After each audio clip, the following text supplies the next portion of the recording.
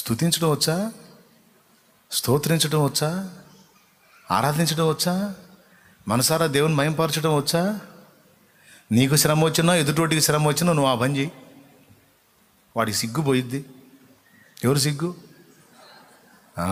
నువ్వు తిడతావని, సణుగుతావని, గొణుగుతావని, నువ్వు ఇబ్బందిగా మాట్లాడతావని, దేవ దూషణ చేస్తావని తెస్తాడు నీకు అవన్నీ సమస్యలు.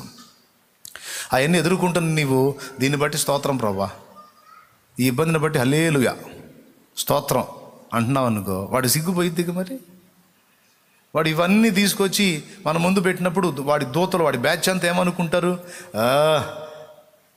మా సాతాను వారు ఈసారి సక్సెస్ అవుతాడు, సదరు వ్యక్తి చేత దేవదూషణ చేపిస్తాడు, వీడి ప్రగల్భాలు బలుగుతాడు, ఈ దెబ్బతో చూడరా వాడు ఖచ్చితంగా దేవుణ్ణి తిడతాడు, చూడండి రా అంటే అదే సాతాను వారు చూస్తున్నాం మేము కూడా అంటే మిగిలిన దయ్యాలన్నీ.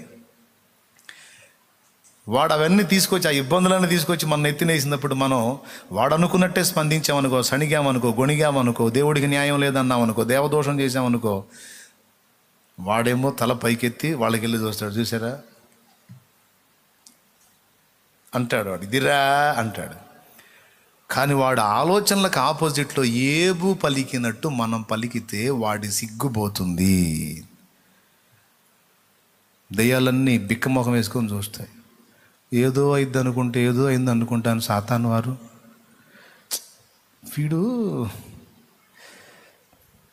వీడు కొంచెం తలకాయ నొప్పిరా, వేస్ట్, వీడి దగ్గర టైం వేస్ట్, పదండి. అసలు ఆ దేవుడు ఎంత తేడా వ్యధవకి వీడికి అర్థం కాలేదురా, పదండి, ఇక్కడ వేస్ట్, టైం వేస్ట్, పదండి, ఇంకోటి చూసుకుందాం, పదండి, వెళ్ళిపోతాడు వాడు. ఎందుకు? ఏం ఆశించి నీకు ఇబ్బందులు తెచ్చాడు, ఏం ఆశించి నిన్ను నలిపాడో. అది కాకుండా దేవునికి మహిమ వచ్చే విధంగా నీ నోరు తెరచినప్పుడు, దేవుని సన్నుతించడానికి నీ స్వరం ఎత్తినప్పుడు వానికి పరువు పోకేముంది? ఎంతమంది తీశారట వాడి పరువు? చేతులు ఎత్తండి. నేనైతే ఎప్పుడు తీస్తానే ఉన్నాను అన్న పరువు వాడిది. కొంతమంది సణిగారు కదా, అవునన్నా నేను కొంచెం అప్పుడప్పుడు కొంచెం సణుగులు ఉన్నాయి నా దగ్గర, గొణుగులు ఉన్నాయి, సంశయాలు ఉన్నాయి, కొంచెం తిరుగుబాటుగా మాట్లాడాను అంటే చేయొద్దు, ఎత్తు. అన్నిసార్లు నువ్వు వాడిని గెలిపించావు, వాడు కాలు రెగరేసాడు, నువ్వు సణిగినప్పుడల్లా కాలు రెగరేసాడు.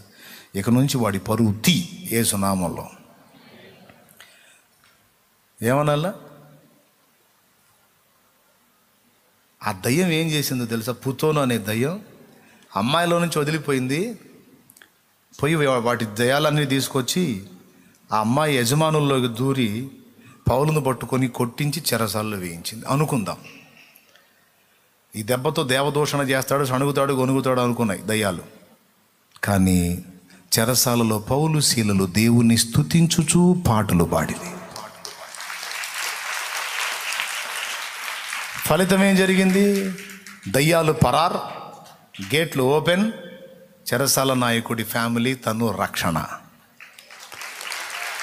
ఏదో జరిగింది అనుకుంటే ఏదో అయింది. ఆ రహస్యం వాళ్ళకి తెలుసు.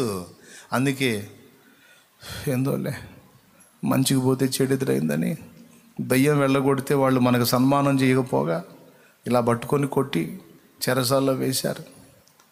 దేవుడు ఏం చేస్తున్నాడో, దేవా ఉన్నావా, అసలు ఉన్నావా, ఉంటే కళ్ళు మూసుకున్నావా, ఎడన్నా తిరుగుతున్నావా అని ఇట్టాడే బాళ్ళ ఇలాంటివి మాట్లాడలా. చెరసాలలో వేసిన సంకెళ్ళు బిగించిన, చెరసాలలో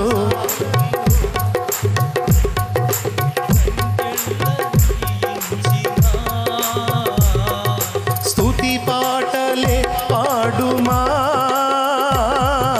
ప్రభు యేసునే వేడుమా.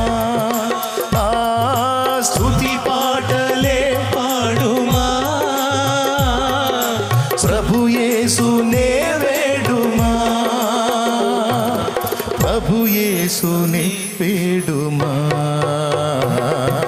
హల్లెలూయా పాట, యేసయ్య పాట, పాడాలి ప్రతి చోట, పాడాలి ప్రతి నోట. హల్లెలూయా పాడాలి ప్రతి చోట.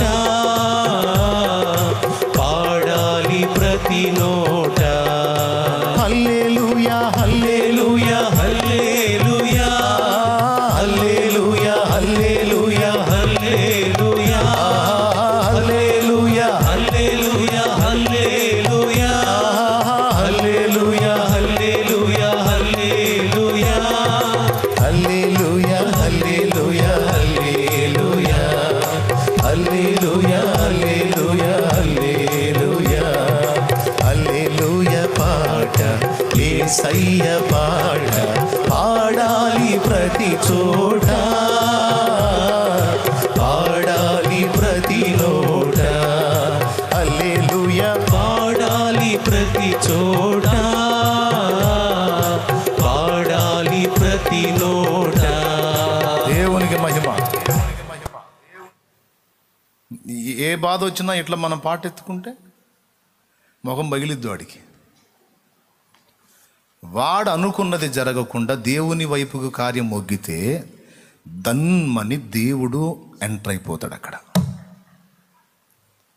వాడు అనుకున్నది జరిగి సణుగుడు గొణుగుడు సంశయం జరిగితే దేవుడు ఎంటర్ కాడు. కానీ సైతాను అనుకున్న దానికి ఆపోజిట్లో మన స్వరం లేచిందనుకో, ఏం కాదు, దేవునికి స్తోత్రం, ఆయనే ఉన్నాడు, ఆయన చూసుకుంటాడు, హల్లెలూయా అనగలిగితే మరుక్షణం దేవుడు ఉంటాడు అక్కడ. ఎరా నువ్వేం అనిపించాలని వచ్చావు? ఏమన్నాడు? ఏమంది? ఇక పో 2 సార్లే ఛాన్స్ ఇచ్చాడు ఏబు దగ్గర. మాటి మాటికి ఈసారి పో, వచ్చే వారం పో, నెల ఆగిపో అన్నాడా? దౌర్భాగ్యుడా. 2 సార్లు అయిపోయింది, నా బిడ్డ పాస్ అయ్యాడు, నోరు మూసుకొని పోరా పెదవాయి అన్నాడు. మళ్ళీ వచ్చాడా? ఇంకోసారి వచ్చాడంటే ఇంకో వాడికి మొహం పేస్ట్ అయిపోయింది, క్లోజప్ పేస్ట్ లాగా. దేవునికి స్తోత్రం, హల్లెలూయా. వాడికి కూడా తెలుసు ఆయన అనుమతి లేకుండా పోతే మొహం పగిలిద్దని. దీర్ఘ ప్రార్థనలు నువ్వు చేయకపోయినా, దేవుడు ఆశించిన పరిపూర్ణత అంతా నీలో కనబడకపోయినా, నీకు నష్టము కలిగిన, కష్టం కలిగిన, ఓటమి కలిగిన, జయము కలిగిన, నువ్వు దేవుణ్ణి స్తుతిస్తూ ఆయన దగ్గరికి రాగలిగితే వెంటనే నిన్ను ఆయన కౌగిట్లో తీసుకుంటాడు.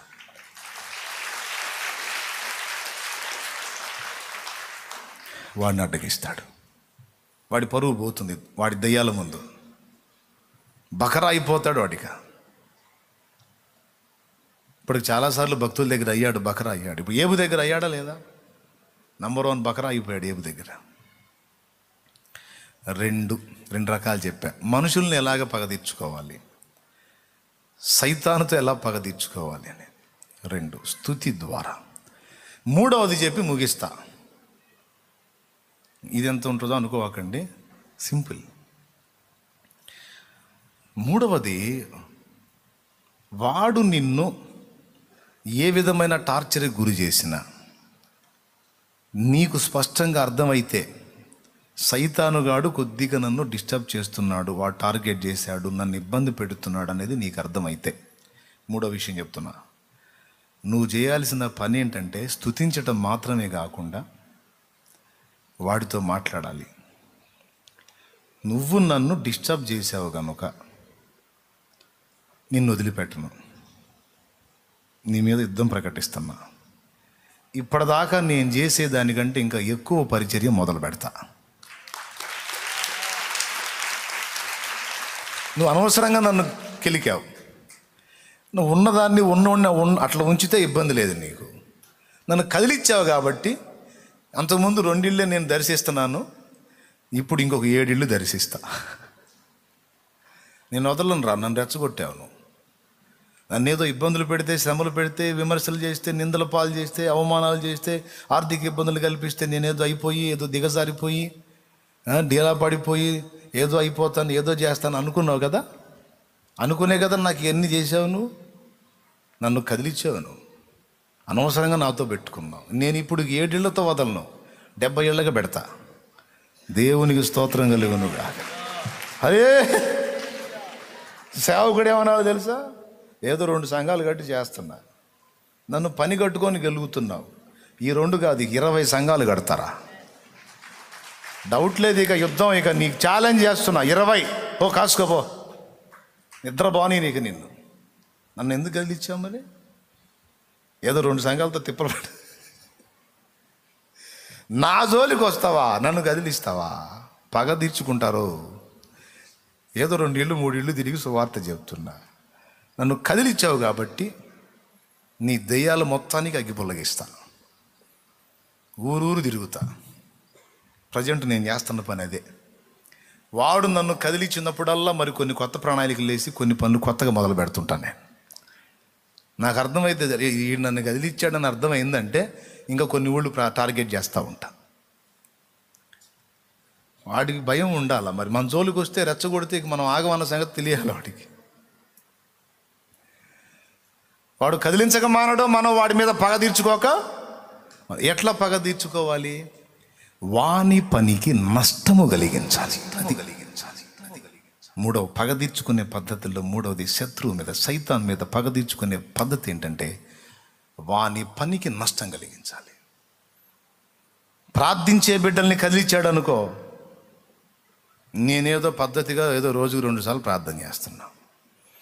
నువ్వు నన్ను కదిలిచ్చావు కాబట్టి ఇప్పుడు రోజుకు 5 సార్లు చేస్తా. నీ దినం చేస్తా. నన్ను ఎందుకు గెలికా? మరి నువ్వు నన్ను ఎందుకు కదిలిచ్చావురా? నువ్వు ఏదో సరిగా రెండు సార్లు కూడా సరిగా చేసి చేయకుండా ఏదో అట్లా వెళ్ళిపోతున్నా. నా జోలికి వచ్చావు, నన్ను కదిలిచ్చావు కాబట్టి ఇక ఛాలెంజ్ 5 సార్లు పో, సస్తావు పోయిగా. ఈ 5 సార్లు కూడా యేసు రక్తం కుమ్మరించడం జరిగింది. అచ్చంగా నీ కార్యాలు నాశనం అయిపోవటానికే ప్రార్థన చేస్తా. నీ కార్యాలు, నీ దయ్యాల కార్యాలు, నీ దురాత్మల కార్యాలన్నీ విఘ్నపరచబడి నిర్వీర్యమైపోయి నాశనమయ్యేటట్టు చేస్తా. నా జోలికి వచ్చావు కాబట్టి ఇక నీకు ఇది తగిన శాస్తి. పగ తీర్చుకుంటా. నువ్వు ఇక్కడ మోకాళ్ళు నీ మొర్ర పెట్టి ప్రార్థన చేస్తే ఎక్కడెక్కడో వాడి పనులకు ఆటంకం జరుగుతూ ఉంటుంది.